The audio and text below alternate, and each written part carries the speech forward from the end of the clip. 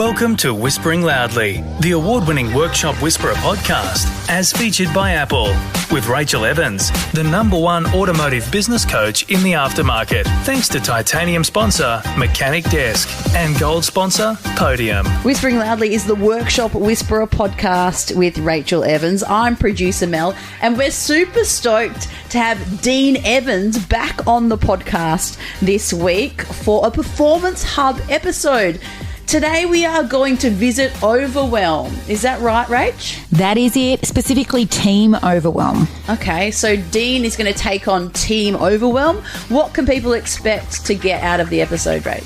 So when the team suffers from overwhelm, it is a little bit different to how the shop owner might be experiencing overwhelm. So we're going to go through what it might look like and how you can help your team overcome overwhelm. Fantastic. We can't wait to hear more with Dean Evans up next on Whispering Loudly, the Workshop Whisperer podcast. Welcome to Performance Hub with Dean Evans. We are super excited to be joined by Coach Dean Evans.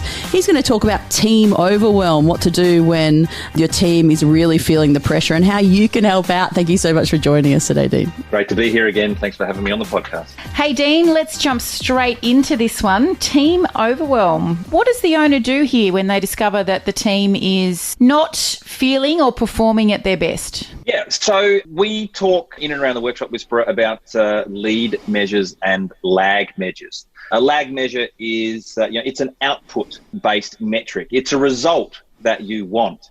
And a lead measure is an input-based metric. It's the activities or actions that you take, the things that you do that provide for you the highest probability of getting the result you want. So let's say that, as a business owner, you notice that one of your lag measures, your gross profit, your GP, has dropped or is dropping. You observe your team each day. You notice that the team are exhausted. They're always rushing to, finish all the work that's been booked for that day. And they're not taking the time to upsell, so they're not maximizing the repair order on every job. Now, these are always going to be symptomatic symptoms of a lead measure, the actions that they're committing to each day. And of course, two of the easiest lead measures, two of the simplest lead measures, and in fact, two of the most effective lead measures to manage the stress that your team experience on a day-to-day basis, and we've talked about two types of stress in a previous podcast, is your daily car count and your average repair order.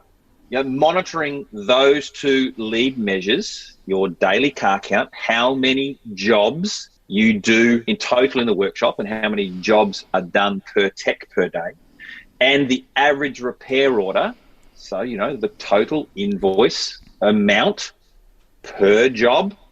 Two really, really important lead measures because they will help to produce, number one, predictable cash flow, number two, manageable team productivity, and number three, a controllable environment where you as the owner are determining what cars you work on as opposed to the customer deciding for you that their job is just too urgent and just too important and possibly can't wait. So you say yes when you should have said no, you squeeze it in, you heap more pressure on the team, and your GP starts to drop. So what could appear to be a productivity and efficiency issue, it actually is, but even that is a symptom of what's really going on for the team member when they're overwhelmed, which is that they've moved into self-preservation mode.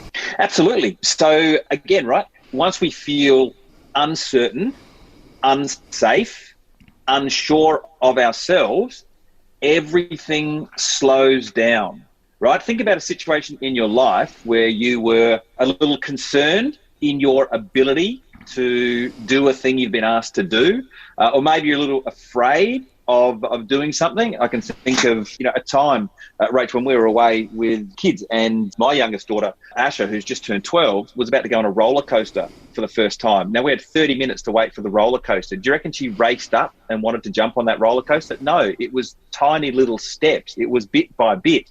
Well, this is how our teams work in a workshop if they think the day is going to feel like a roller coaster, that there's no stability to it, no security, no certainty.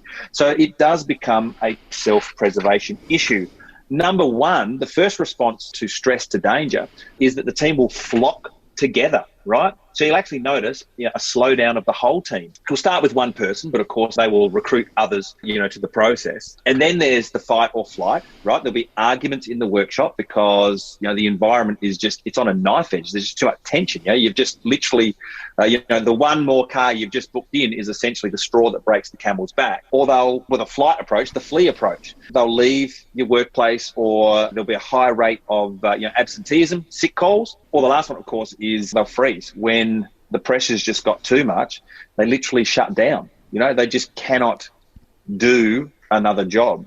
So, like we said, yes, there's a productivity and efficiency issue here, but the answer is not to work them harder.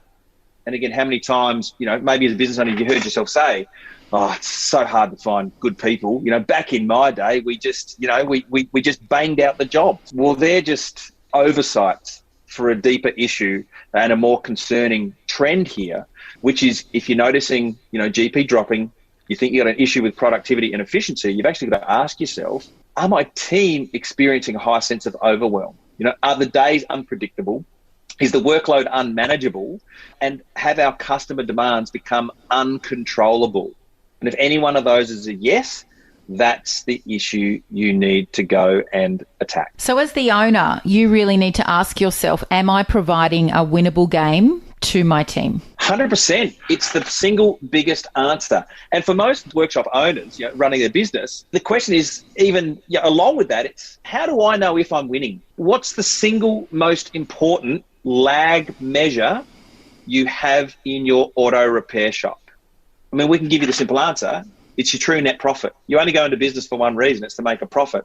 If you don't know what your true net profit is, if you don't know how to calculate your true net profit, you will never know if you're playing a winnable game. And if you don't know if you're playing a winnable game, then you can't set your team up for success, right? Because the number one motivator for a human being is visible progress. So when a team can keep score against an outcome, a goal, a target, a result that, not only you want as the owner, but they can realistically see they can achieve, then we start to get genuine productivity increases. We start to see sustainable efficiency improvements. And there's a universal uplift, not only in the performance of the workshop, but also in the culture of the workshop, because, we can all see now that we're winning. And because we're winning, we can recognize we're winning, which means there's an opportunity now to reward everyone in the team because we're winning. And how do we reward them? Well, your true net profit is going up. So there's more money in the bank to go and share around with the team, not necessarily pay rises. We're not advocating that. But, on the things that your team wants to do, you can invest in things that your team wants to do. You can invest in training for things they want to become in their career. And you can also start to help them to pay for things they want to have in their life. And under those conditions, we create a deeply connected and tightly bonded team. And really, we can predict, control and manage our own stress levels and that of our team for the greater good. It's not without its hard work, but it's important work because it is the ultimate win for you, win for the team, and win for your family and your future, because you're putting money in the bank. Really important insights there, Dean. Thank you around team overwhelm. And make sure, if you didn't catch our earlier episode on overwhelm experienced by the owner, that you jump back a few episodes and listen to that one. Thanks so much for joining us today, Dean. You're welcome, Rach. Talk to you again. And if you have a question for us here on the Whispering Loudly podcast about growing your auto repair shop, or even how to get out of your auto repair shop, then make sure you email us with your question to admin@workshopwhisperer.com with the subject line Workshop Whispers, and we'll answer your question in an upcoming episode. Thanks for listening to Whispering Loudly, the award-winning Workshop Whisperer podcast, as featured by Apple with Rachel Evans, the #1 automotive business coach in the aftermarket. Thanks to titanium sponsor Mechanic Desk and gold sponsor Podium.